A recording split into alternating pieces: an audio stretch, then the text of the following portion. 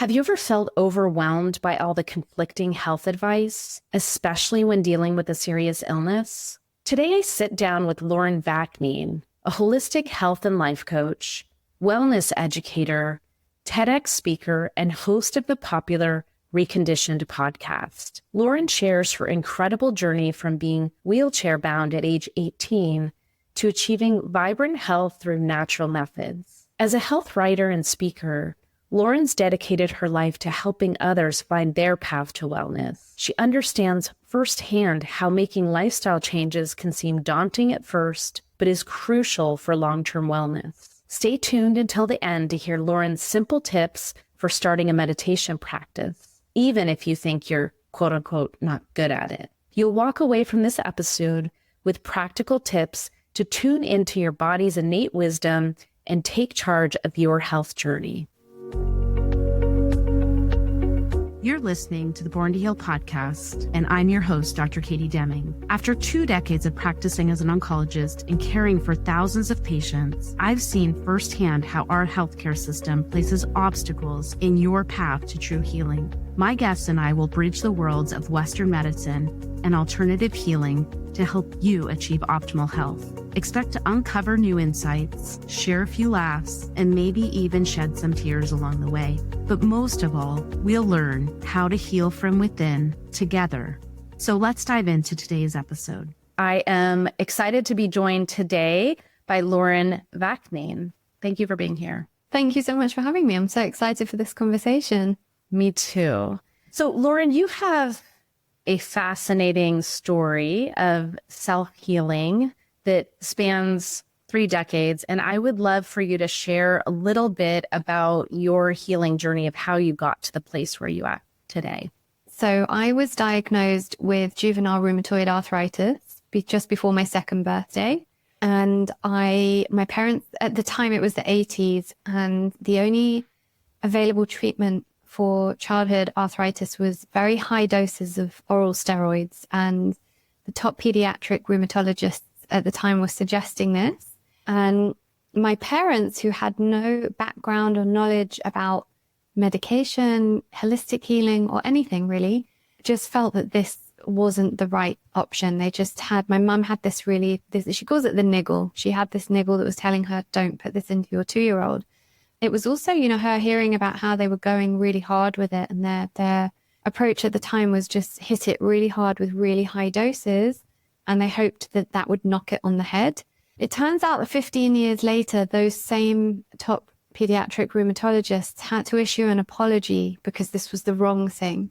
And the children who had been put on those high doses now have multiple deformities and joint replacements and joint damage and secondary illnesses. So my mum's niggle was really right.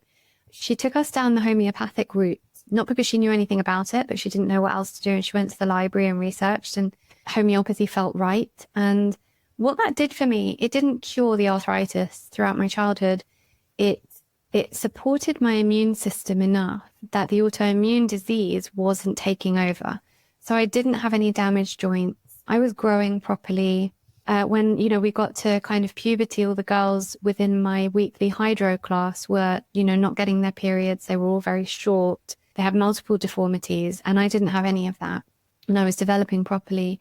So though the homeopathy wasn't curing it, it was because we kind of hadn't put the pieces together at that time. We didn't know the root cause. There were lots of toxicities we hadn't detoxed. There was a lot of dietary stuff that my parents didn't have the resources to fully understand. So it was very nuanced. So they were doing what they could, while at the same time, there were lots of missing pieces. And it would take until I was an adult to put those missing pieces together. So essentially, my childhood was very up and down. I was much better than the kids that I went to this hydro class with, who all had arthritis. Can you describe the hydro class? I assume is for children with rheumatoid arthritis, but can you explain that just a little bit? Sure. It's a hydrotherapy class. So in the warm water, it's like a physiotherapy, but in water. So we had weekly physio followed by the hydro class. And we were the same group of kids for years and years and years. So we all grew up together, and it was very interesting because at that point, my mum and I were able to observe the difference between me and them. And I was the only one not taking the conventional medications, and I was the only one who was growing properly and didn't have joint deformity. So it was very interesting, and it gave my parents the drive to continue in the direction we were going. That didn't mean that I wasn't having flare-ups or that I wasn't suffering with it. I just wasn't having any of the other secondary things that were happening. So it was very up and down. And I had to have steroid injected into the joints, into the eye as well. I had an associated eye condition that I was diagnosed with the year after I was diagnosed with arthritis. And that one was quite hard to maintain. And so I'm going to cut a long story short, but that kind of my high school years were my best years. So much so that my husband and I were in the same class in high school, and we only got together 10 years after. We're not childhood sweethearts. And he didn't know that I had arthritis. So I was pretty good most of the time. And then I left school to go to performing arts school. And when I was 17, I had a huge flare up in the joints and the eye. And something was just happening. My knees were swollen. My ankles were swollen. It was very much like how it used to be when I was a younger child. And the ophthalmologist said that what was happening was that because of all the years of steroid eye drops and the years of inflammation in the eye had grown cataracts, kind of one over the other, and it was pushing against the optic nerve, and the pressure had dropped dangerously low. And so they needed to put me on this medication because they needed to be able to remove the cataracts so that they could operate. They needed to be able to operate to remove the cataracts, but they couldn't operate while there was so much activity in the eye. So they wanted me to take this chemo-based medication, and I was nearly 18, and they said it will help the joints as well. So really it's a win-win. And my attitude at the time was, well, clearly this homeopathy has done nothing for me my whole life. Look at the situation I'm in now. Very kind of victim-y teenager way of thinking of it. And my parents didn't want me to take the drug, but I went ahead and did it. I'd had arthritis in just the 4 joints for all those years, for 15, 16 years, in the knees and the ankles. And within 10 months of taking this drug, within 3 months, I became very, very sick. I couldn't hardly swallow because my mouth was full of ulcers. My stomach was bloated like I was 7 months pregnant. My hair started falling out. I was nauseous the entire time. I felt so ill. And within 10 months of being on this drug, the arthritis had spread to every joint in my body, from literally my jaw down to my toes. And at the end of that 10 months, I couldn't walk. That was the least of my worries. I couldn't grip cutlery. I couldn't bend my elbows to bring food to my mouth. I couldn't chew food, and I couldn't even sit up straight because my hips were too stiff. And my mum wheeled me in a wheelchair into the rheumatologist's office, and she wasn't shocked by this at all. And I had a moment of realizing, she kind of expected it to go this way. And all she said to me was that it works for 70% of people and it doesn't work for the other 30. And I fell within that 30%. And I was only 18, but what I took from that was, I don't believe I'm a statistic. I believe there must be more to what makes the human body and mind work and not work than statistics. I believe there must be more to why some people react to drugs in ways that others don't. And this model isn't working for me, and I'm going to have to find another solution.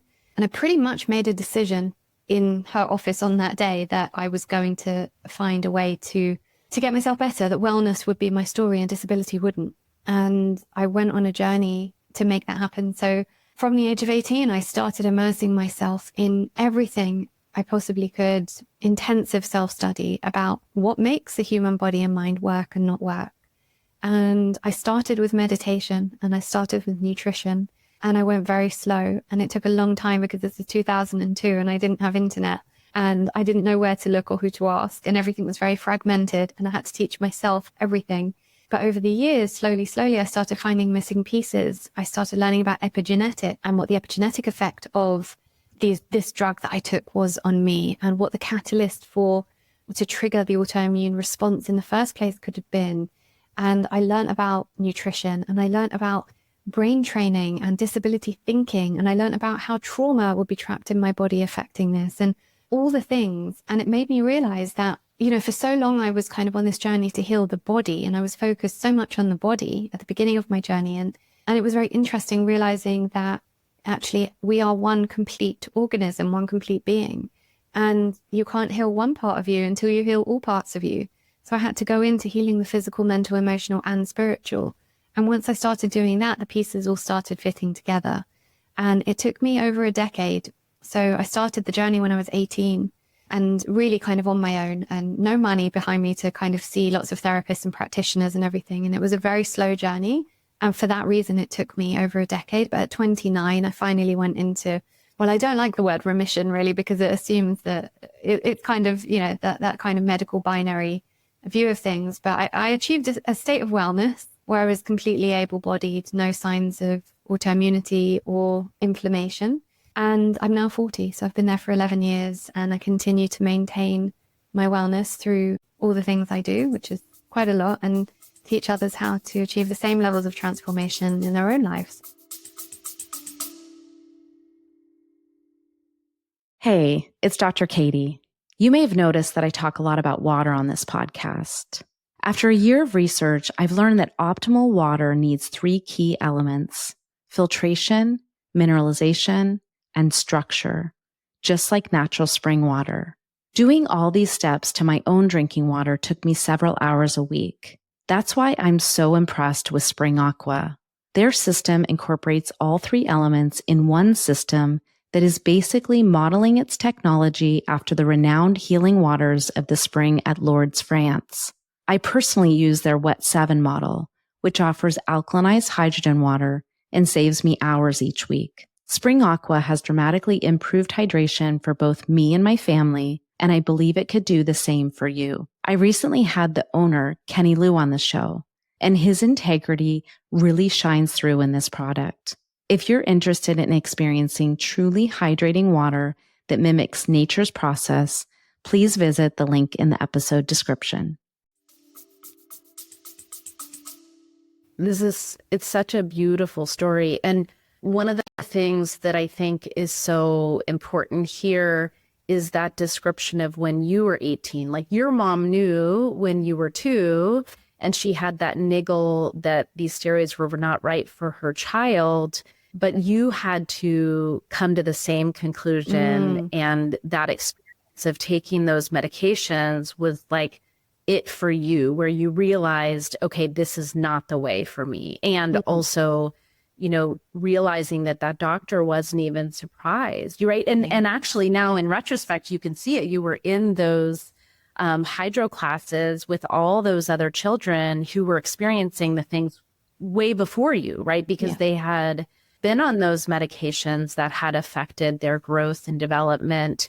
And because you hadn't, when you then started those medications and that happened to you, it wasn't surprising to her. But I can only imagine, as, an 18-year-old girl realizing, oh my goodness, my doctor's not surprised that I'm in a wheelchair and I can't even sit up.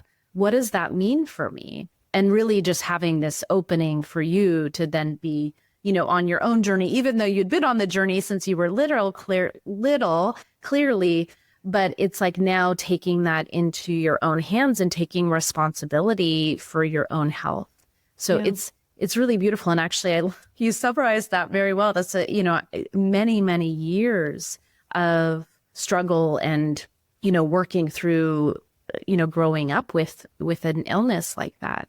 So, I loved what you said too, that, 11 years ago, you achieved a state of wellness in your body and not remission. And this idea that, we've created this binary system. It's like when you have a disease like rheumatoid arthritis, that's a forever thing and it can go into remission, but it's basically there all the time. And that just making the differentiation of not using that language is part of getting yourself out of that paradigm.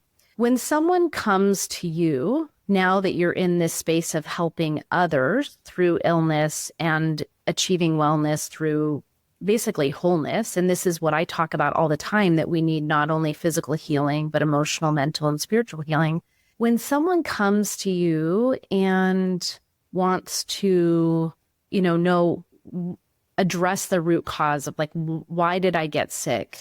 How do you guide people? Like, what are some of the things that come up when you're looking for the root cause of why illness has occurred in the body? It's different for everyone. And there are always so many so many facets to it. And this is where my issue with conventional allopathic medicine comes in, because what it doesn't do is allow for all the nuance that makes up a human being. And so, for example, with me, there were many factors when we looked back on it. My mum gave birth to me and got a virus, and she couldn't hold me, so she couldn't breastfeed me. So that was the first thing. So I didn't get that breast milk, the colostrum, to prime the gut microbiome. She wasn't passing the microbiome, that fourth trimester microbiome to me, because she couldn't hold me. So I was held by my grandmother for the first 2 weeks. My dad was around, but, different generation of men. And so those are the first things, right? And those things are pivotal. Those are formative, important parts. Now, what people say is, well, I didn't breastfeed my kid. And I'm like, okay, so what I didn't know was that I had the gene mutation MTHFR, or polymorphism. It's not a mutation, it's a polymorphism, which means that, that's a whole nother story altogether. But when you understand kind of the genetics and the epigenetics behind it, and this is where we're going wrong, and this is where allopathic medicine is going wrong, right? Because how can you know what was the cause of something? And I say that in quote marks, because it's not that there is one, they call arthritis, the type of arthritis I had, juvenile idiopathic arthritis, idiopathic meaning no defined cause. No, there isn't a defined cause, but there are many things that will be catalysts. And so it would have been all of those things. And the doctors wouldn't look at my mum when I was being diagnosed and say, how was your birth? Did you breastfeed her? Did you have any trauma during pregnancy or during birth? All those things contribute. Actually, with me, there were all those things. And then there was the catalyst. I had the measles rubella vaccine, and I showed I got a virus straight after that. And the inflammation came up in the joints after that. So, was that the cause? No, it was a catalyst within many of the causes that all contributed together. So knowing all those things, then we're able to work backwards. So that's where I start with my clients. And so it's taking like a whole complete history. A lot of the time it's emotional stress and trapped trauma, trapped emotion. So my program is basically, I have a membership for women. And the reason I put it together was when I was trying to heal, that what I needed was everything in one place. And that didn't exist. And it still doesn't exist. So I created it. So it's everything from inner child healing, trauma work, shadow work, self-love, meditation, brain training, health optimization, nervous system regulation, like everything you can imagine, to actually, what does an entire person need to heal the whole self? So when I'm working with someone, it's very much a complete whole person approach, and working backwards, and understanding that there are many factors that lead towards the healing of a whole person, and many factors that contribute to the onset of disease in the first place. Absolutely. Well, and this is something that I say all the time. It's not just one thing. It's many things that came together in this way to create illness for you. And so it's not going to be just one thing, but there are going to be clues in your story of your life of the things that you've experienced, both physically, mentally, emotionally. And then, personally, just through my own experiences, is that, all healing has spiritual roots, that all healing is spiritual, that when something shows up, there is something deeper that needs to be healed as well. And this can be actually the hardest piece for people to uncover. Sometimes it's easier to find all those other little things, like what in their environment may be contributing to illness, what, about their lifestyle, and starting to put those pieces together before you're able to get to the deeper issues that are underlying. But all of that is necessary, right? So, one of the things that for me as a, practicing in traditional oncology for so long, it was like,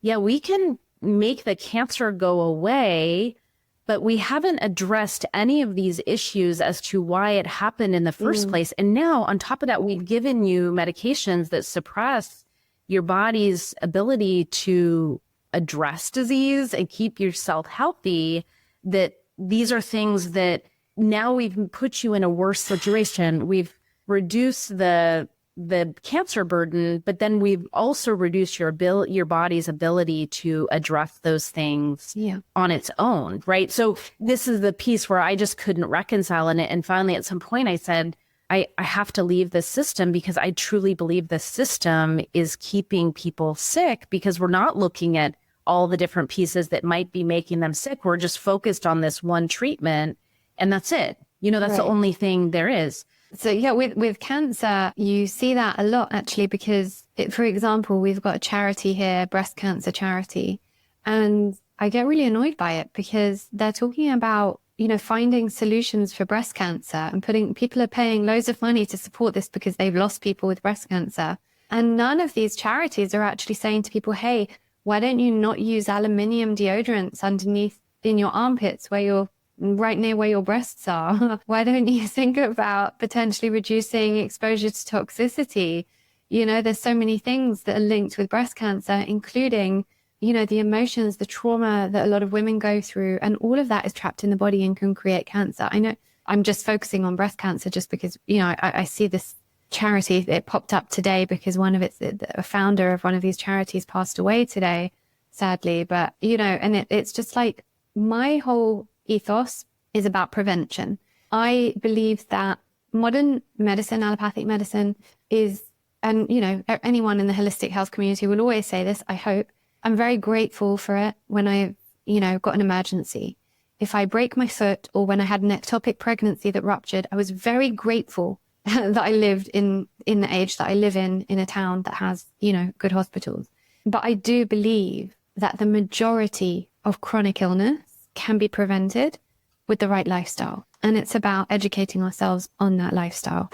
And that's where the challenges come in, because that's not easy. And we live in a time and society where we want things easy. We want convenience. And unfortunately, that's not conducive with good health.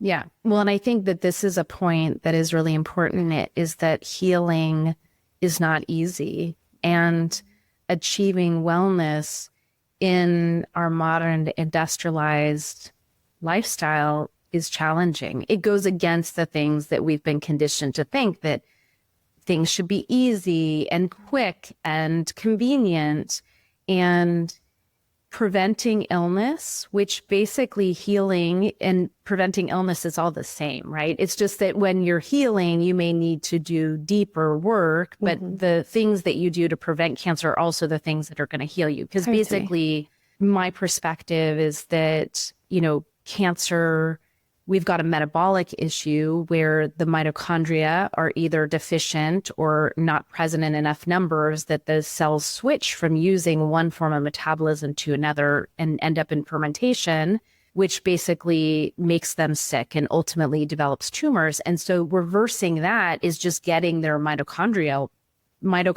back online and healthy and doing the things that we used to do, which was go outside and be in the sunlight and have your feet on the earth and eating real foods and all of those things. Madness. There's that piece. I know, right? But it's actually, now that I've started living in this way, because I really believe in the things that I'm teaching, is like, I realize that it takes work. It really takes work to live this lifestyle. And then on top of that physical component, there's all of the emotional, mental contributing factors. And we live in an environment that almost breeds, toxic emotions, right? So you just only have to turn on the news to see that there's fear that is everywhere in our media, and, polarizing views in politics of just everything is this very emotionally charged, but in a negative way. We're bombarded with that, right? And then the thoughts about, that healing is not possible and that if you're sick, you're just doomed to that. So there's all of these pieces, right? There's just the lifestyle of like the things that we used to do that we got away from because they weren't convenient, with all of us working, busy lives, careers, and all of that. And then the mental and emotional piece that is also counter to what we have as our standard in society. So the one thing that I really encourage people to recognize is that if you want to heal, it really requires you creating a totally different lifestyle that may be at odds with the people around you and the life that you lived before. But this is what's required, and it's not easy. I mean, Katie, I literally have people who will call me or, or get in touch with me and say, this is what's going on with me. I really want you to help me. And I will tell them what's involved, and I will say, are you willing to go down this road? And there are literally people that say, no, it's too much hard work. I have those people that say that. Yeah. And I'm like, yeah, it's work. But, as Glennon Doyle says, we choose our hard. So for me, it's harder to be in a wheelchair. I've been there. Way harder to have cancer than to heal from cancer, or to prevent cancer in the first place. It's much harder to have cancer than to work on preventing it. And the issue I see with the way we live is that people live as if they're not going to get cancer, as if they're going to be exempt from it. And they get shocked when they get cancer, which amazes me. So I'm like, why are you shocked? You're not doing anything to prevent it. But it's not just cancer. It's autoimmune diseases. It's everything. It's our brains. It's the ADHD, everything, because our nervous systems are shot to hell. Everything about us is not in homeostasis. And you mentioned the spiritual aspect. For me, that's the icing on the cake. It is the everything, really. You can do all of the other work, but without having those kind of teachings to solidify everything else, and also it's like, you and I work with the same spiritual teacher. So we get this from the same kind of perspective. But when you operate from a place of fear, you're lowering your vibration so much. And when you're vibrating from that sort of frequency, you are more susceptible to dis-ease. So from one side of it, and like I said, that, living in a human body means you are living in that body, and you are also hosting a spirit, and you've got the spiritual self, but you are also expected to keep this vessel that enables you to live out this human incarnation. You're expected to keep that clean. And so you can't do one without the other, because I know a lot of quote unquote spiritual people who don't really look after their bodies because they're like, it doesn't matter, I'm spiritual, I'm connecting with source. And I think source wants us to keep this vessel that we've been gifted healthy as well. So for me, when you live in fear, you're lowering your vibration, you make yourself more susceptible to illness, and then you're taking the energy from all around you as well. The emotions, the trapped trauma, we know now, previously, lots of people thought it was hypothesized, but we know that emotion gets trapped in the body and can metastasize into dis-ease. So generally, the whole idea for me of having a spiritual practice enables me to understand how to move out of fear and how to operate from a higher vibration. And that really solidifies all the other stuff for me. Yeah, absolutely. Well, and I think that in David Hawkins' writings, one of his most popular books is Power versus Force. And he talks in there about the levels of consciousness and emotions and how illness is created in those lower vibration emotions, fear, anger, jealousy, and that health and healing happens in the range of the frequencies of peace, love, and joy, and peace being the highest one, actually, that when we can find peace, it allows the healing to occur, right? And not saying that our goal is to always be moving up. It's like we're emotional beings. We're meant to experience emotions, but allowing those to run through you so that you don't get stuck in them. Well, and, interesting, because the Hawkins scale of consciousness has helped me so much, actually. But for people listening who are like, I don't know how I'm going to reach peace, just know that all those low vibrational frequencies like fear and shame, which are right at the bottom, they vibrate at a frequency of about 30. I think guilt and shame are about 30. And then fear is down there as well. And love is 500. But acceptance is 350. So even if you can get yourself from fear and guilt and shame to acceptance, you're already, really on your way to being in a healing mindset. Absolutely. Absolutely. And that you can move up this scale, and then also that you're constantly kind of coming in and out of these different levels. Absolutely. And I think you said something in there about honoring this vessel and from a spiritual perspective. And that is a lot of why I'm on the path that I'm on now with physical healing, is for that exact reason, is that I recognize, and I see this a lot. So in my career, 40% of my practice was palliative, meaning that the people had cancer that was considered incurable, and many of them did pass away of their cancer.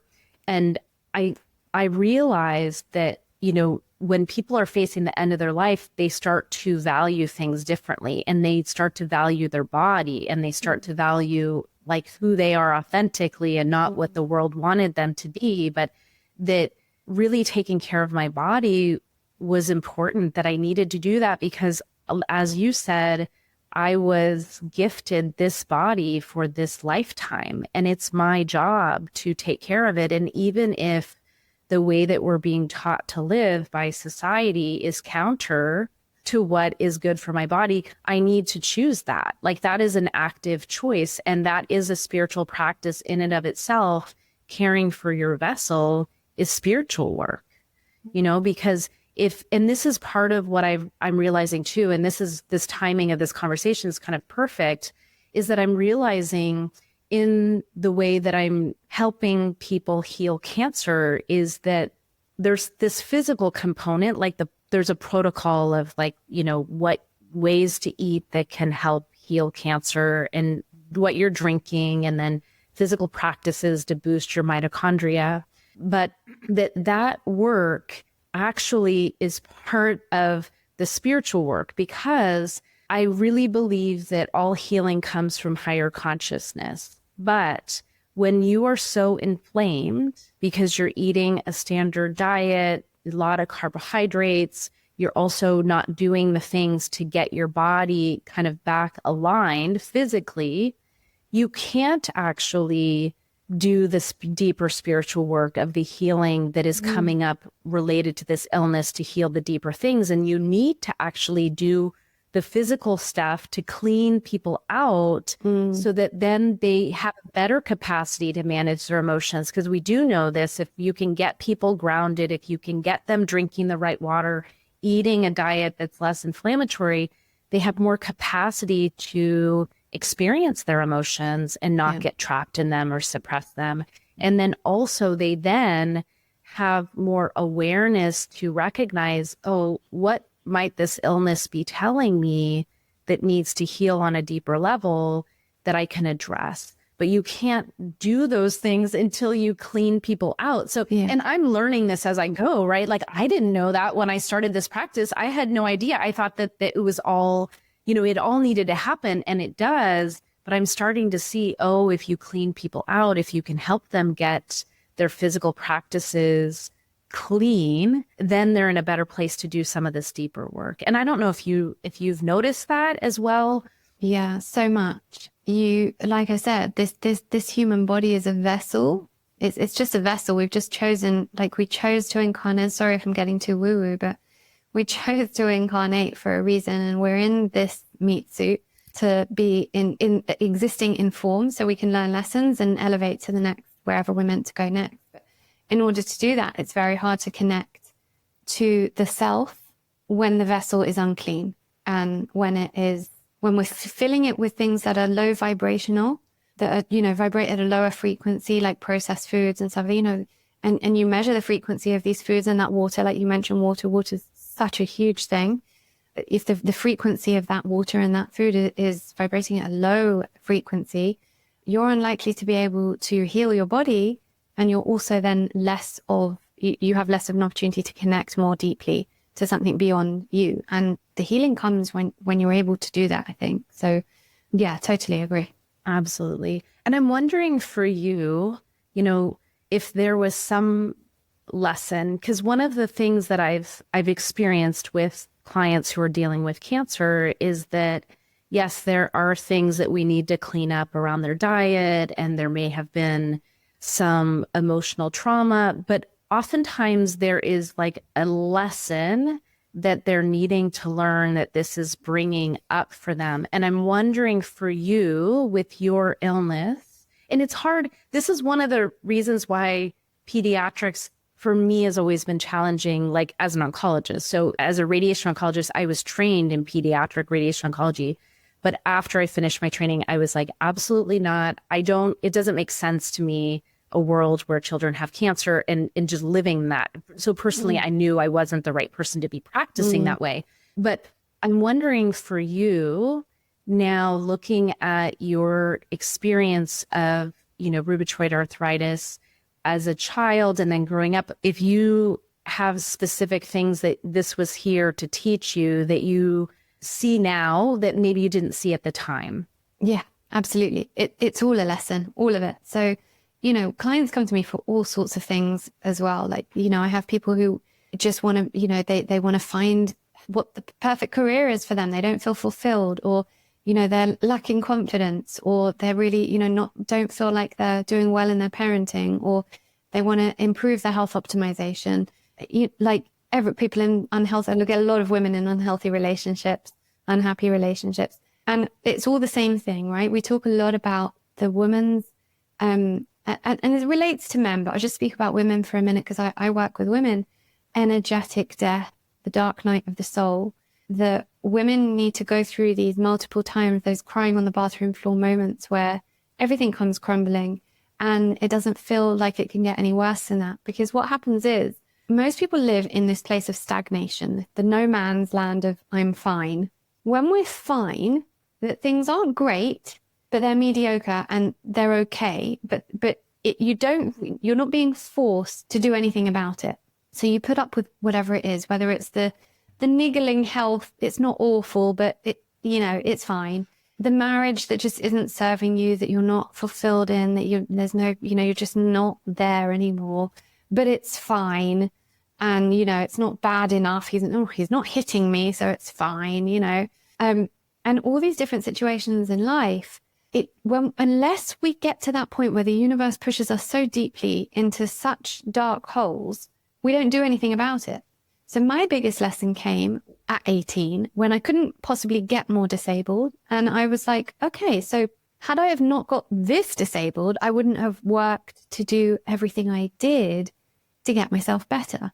So I can pretty much guarantee you that if I hadn't have got as sick as I did, I would still be just like semi-arthritic, plodding through life with, with arthritis that came and went all the time. That was just part of my life. I'd be living a very kind of from a place of victim consciousness. I have arthritis, my arthritis. And by the way, I never say that. And it's something I always, offer to people as a little lesson. Don't ever say my arthritis, my cancer, it's not yours. The second you say it's yours, it owns you, it defines you, it shouldn't define you. And I'd still be there. So that taught me what these lessons, like when we get pushed to that extent, that is our higher self, the universe, God, whatever you want to call it, pushing you to do something, to elevate, because you didn't incarnate here to live a life of stagnation. You incarnated here to do way more and to learn lessons and to go deeper on this conscious evolution. You incarnated to grow, and you're not going to grow from a place of stagnation. And there's no growth from that place. You have to get uncomfortable. You have to get comfortable in your discomfort if you want to grow. And sometimes the only way for us to do that, because humans like comfort, is to be forced into it.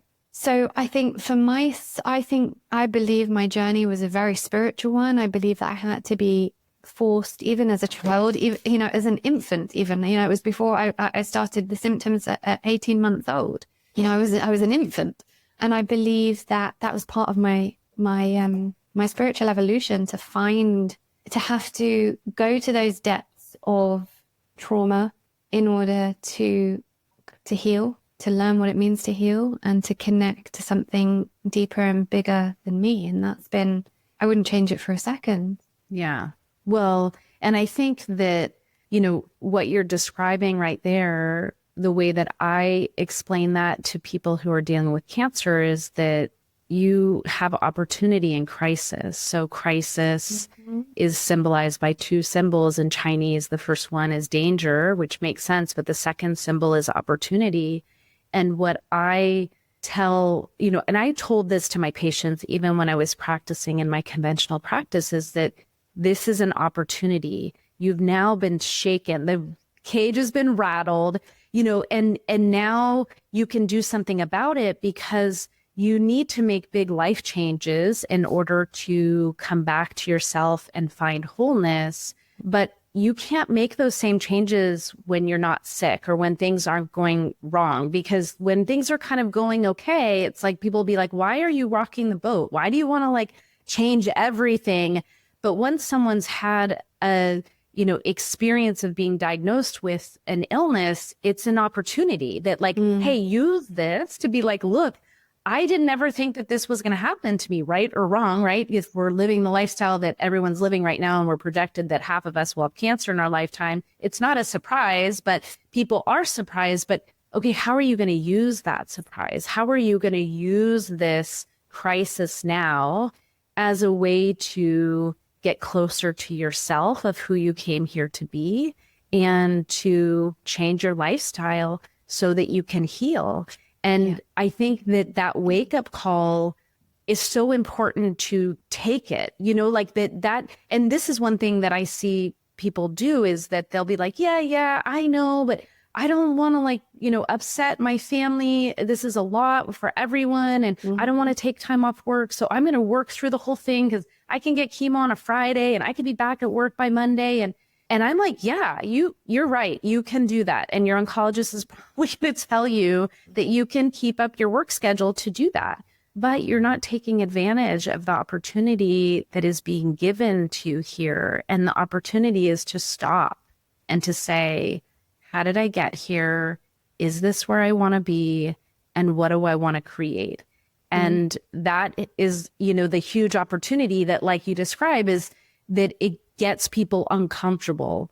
And most people don't want to stay there, right? They want to just get right back out of that and go back. But when illness presents itself, it is the opportunity to embrace that discomfort and start to peel back the layers, to look at their life, to look at all of the pieces, how they come together. Elizabeth Gilbert, who is my favorite author, she says, suffering without catharsis is wasted pain. Don't waste your pain. So like go into that pain and then see what it's trying to tell you and what these lessons are. Everything is a lesson, like all of it, even if you're dealing with something, like when I'm going through things in my business and I'm like, it's so easy to go in a hole about it, or you can be like, okay, what's it trying to show me? Because the lessons don't ever stop. And they, I have, from what you were just speaking about, I have an amazing client who has been through a whole life of abuse, really, from childhood and then abusive marriage, and finally got out of that marriage and got her children out 3 months later to discover she had breast cancer. And she'd been working with me for a while already. And so she was at this point and she said to me, this is my body healing. And I thought it was the most incredible thing to hear from someone who had breast cancer, that she was fully able to acknowledge that this was her body's way of healing, of telling her what it needed, like all these years of abuse and trapped trauma that needed to be healed in so many different ways, physical, mental, emotional, and spiritual. And she was here for it, and she's still healing, and she's still on her journey. And it can be an opportunity if we see it in the right way. Well, what you just described there with your client is so important to call out, because I had Melissa Sell on from German New Medicine back in, I think it was March or April. And she described how sometimes the tumors actually show up when you're finally in safety and you finally recognize that there was a problem, like say there was some trauma. When you finally start to acknowledge it and heal it is when the physical experience of illness will occur in the body. So what your client described actually fits with that particular biological paradigm with German New Medicine, where it describes that shocking emotional events can lead to physical illness, but that the presentation of the illness can actually occur at the most unexpected time, which is when you're starting to fix the problem. But in some ways it makes sense, right? Because when you're in an abusive relationship and your children are in danger and you're in danger and you're in survival mode, it's that evolutionary thing of we just need to survive. We don't need to focus on the long term. We just need to get through it. And the body has these incredible survival mechanisms to get us through that. And then afterwards is when we have to deal with it. Absolutely. Yeah, I think that that's beautiful awareness by your client. Well, I'm wondering if, you can speak a little bit to, you talked about how the first things that you did were nutrition and meditation. And meditation is something, interestingly, we have not had a guest on here to talk about specifically. And so I'm wondering if you want to share, kind of your thoughts or practices around meditation that can be particularly helpful for people who are healing? Yeah, absolutely. It was the first thing because my mum's friend, who was a healer, came to me one day. I was very immobile and I was sitting on the armchair in my living room, 18 years old, was meant to be at university, had to cancel my place. I was really in a dark place. And she brought me this cassette tape, literally, an old cassette, 2002. And it was Brandon Bayes. I don't know if you've ever heard of Brandon Bayes. She is an incredible, incredible practitioner of healing. She has a method called the Journey. And this particular meditation was called the Healing Sands meditation. And I listened to it and I was like, when you've never done meditation before, because don't forget, this was 2002. This wasn't something that was everywhere. It hadn't even been in my sphere of consciousness in any way. So all of a sudden I listened to this thing and I'm like, whoa, this is incredible. Like, someone's helping me relax. She believes my body can heal. She's like telling me things that it was mind blowing to me. And so I started meditating then. And I had to go on this journey to learn how to meditate, not just to listen to guided meditations, although that was super helpful for me then. And by the way, that meditation is still available on YouTube, the Healing Sands meditation by Brandon Bayes. And I still have it on my YouTube favorites. And I listen to it quite often because it's funny, you think it would put me back in that dark place. And it doesn't. It just reminds me of kind of the opportunity to heal and those first glimmers of hope. And it just makes me feel so calm and relaxed. So yeah, I highly recommend looking that up on YouTube and doing the meditation. It's really nice. So I went on a journey after that to kind of study different types of meditation over those 10 years. And I went to the Buddhist center here in London, and I started kind of just going into that and just learning kind of how to slow the body down, slow the breath down, and start just tuning in. And that was kind of the first step. And then I studied transcendental meditation, which was really a step forward for me in knowing how to meditate myself properly. I say properly, there's no proper way to do it.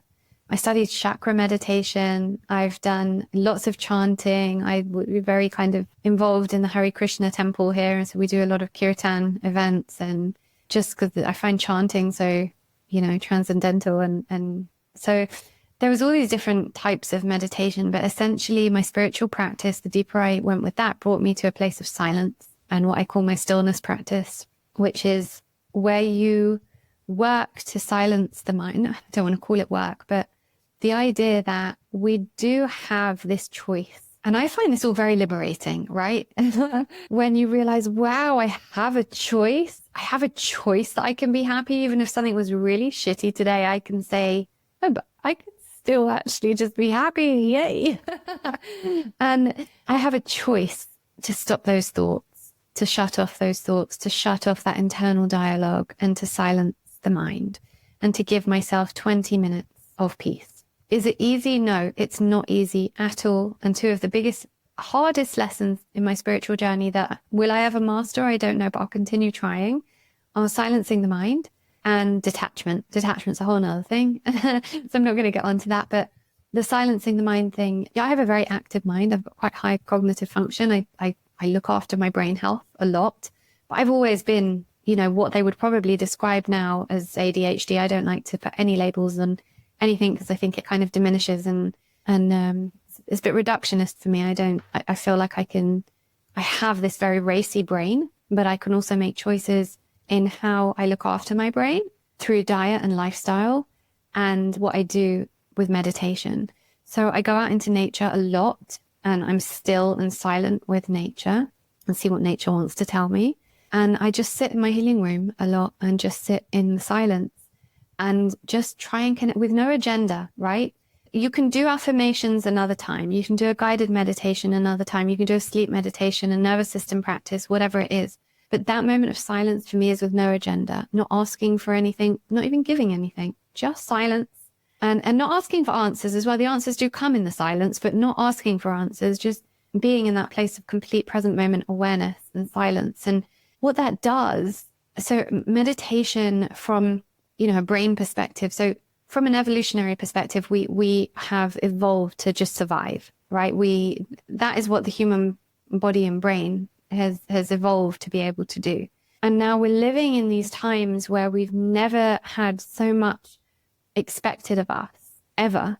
And in the space of really such a short amount of time, physically, but from a brain perspective, like we take in more information in one day now than a person in the 1700s took in their entire lives.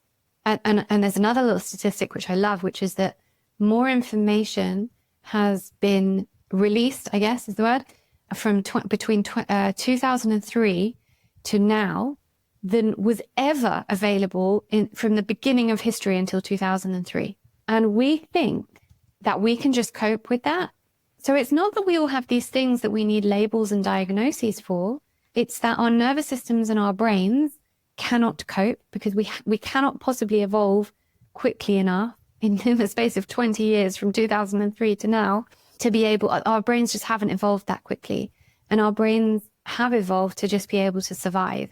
So when we're in that fight and flight mode, which we are a lot of the day, when the brain is in the beta state, that heightened brainwave beta state, it thinks that it's kind of trying to fight to keep us alive. So what we have to do, and we have a duty to do if we want to be healthy, because while it's in that state, you're increasing cortisol levels as well. So anytime you're stressed in any way and your cortisol rises, you're weakening immune function. If you've got continued high cortisol and you've got therefore got continued lowered immune function, you're more susceptible to all sorts of illness. Whichever illness you are genetically predisposed to will at some point be triggered.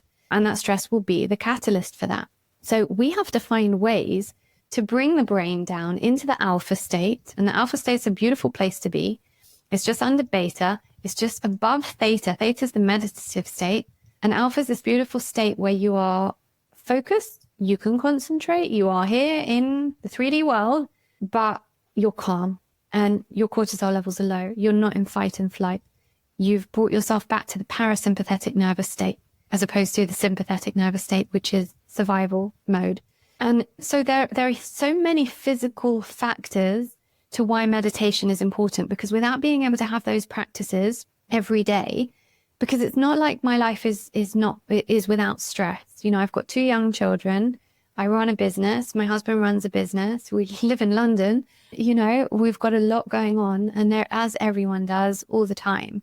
So it's, you know, how can I manage that stress so that it doesn't affect me physically? And meditation is the way to do that. So that's from the physical perspective. But then you take it one step deeper, and then you're going on to the spiritual. So it's affecting my physical body.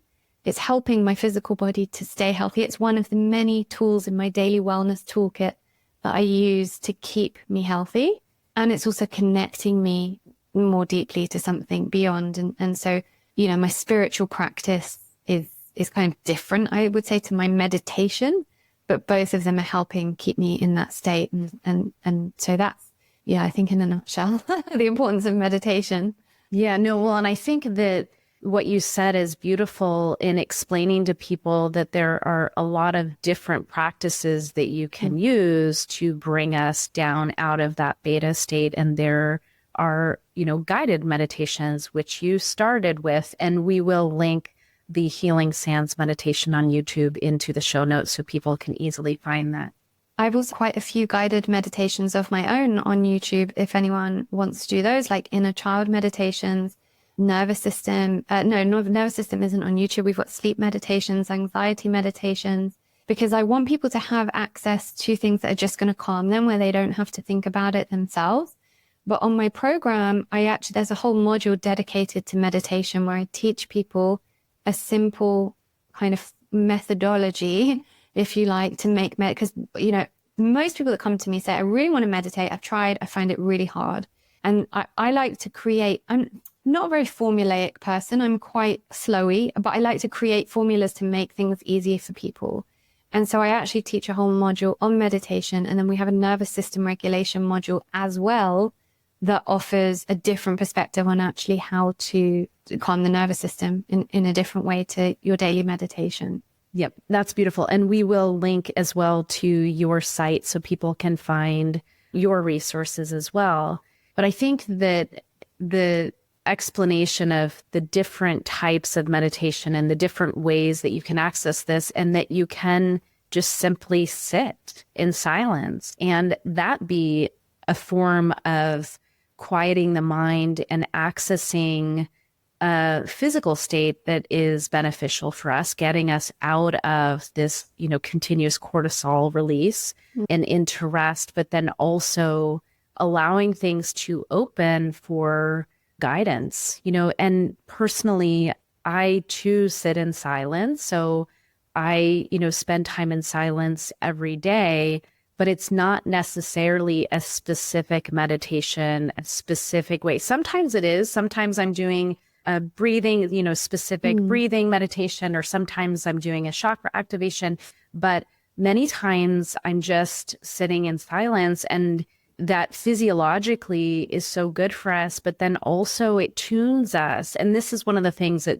I've, since my shared death experience, that, something happened during that experience that kind of tuned me to higher consciousness, higher levels of information. But I'm only able to access that information in silence when I can really get myself into a quiet space, not doing anything. It's like in the non-doing, and this can be done actually while you're doing other things, not to confuse people completely, but you can be in the silence and in the not doing while you're washing the dishes, while you're folding the laundry. It's like just being present and getting quiet within yourself.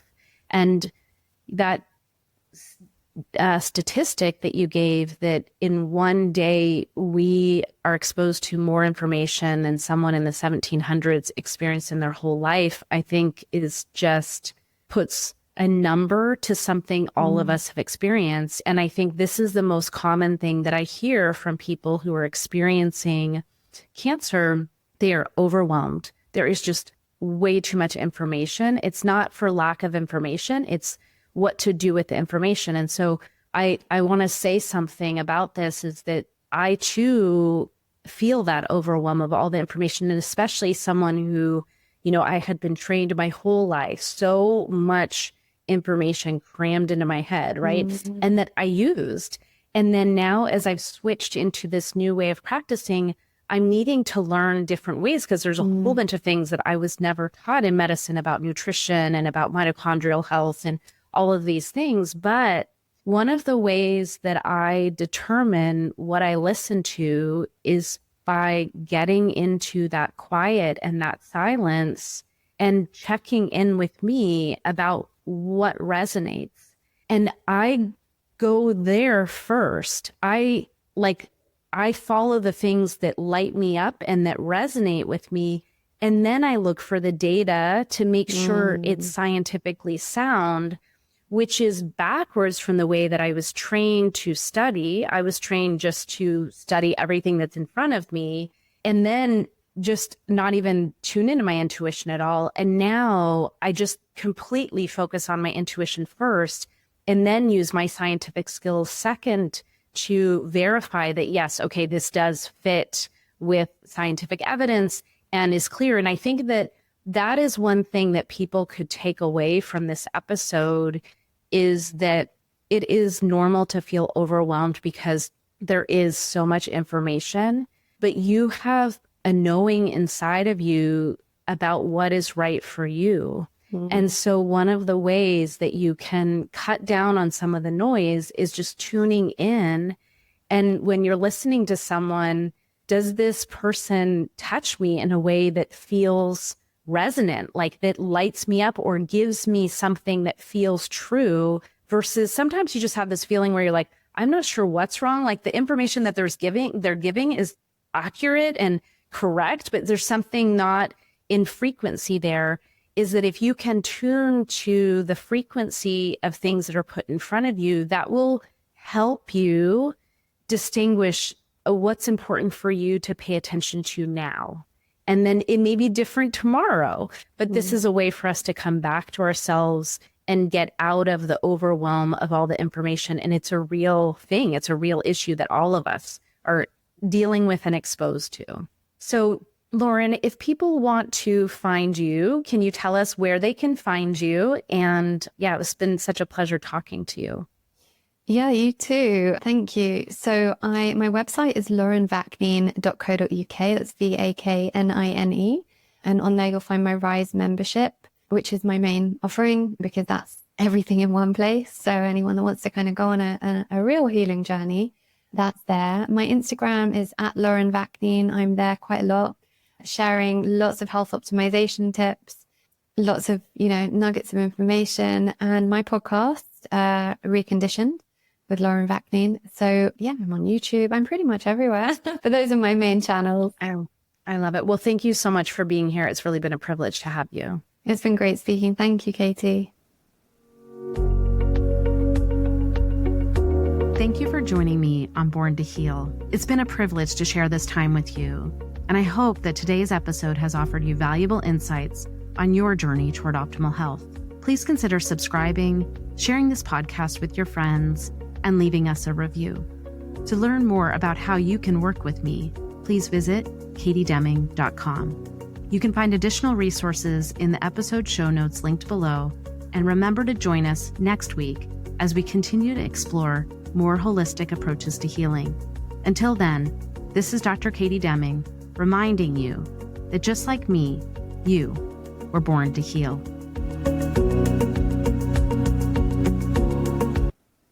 What if healing cancer didn't have to be so overwhelming and confusing?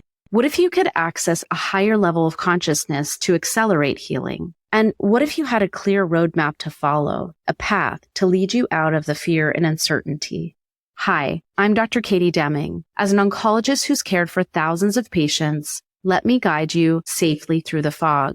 My 6 Pillars of Healing Cancer workshop series is now available, and it's not too late to join. Choose from a range of powerful workshops, each designed to support your healing journey, covering nutrition, emotional well-being, hydration, physical practices, the mind-body connection, and spirituality. Select only the workshops that align with you, or for a limited time, buy the entire bundle and enjoy significant savings. Don't miss this proven holistic roadmap to clarity and deep inner calm to support your healing process. Check the link in this episode's description to learn more and sign up today.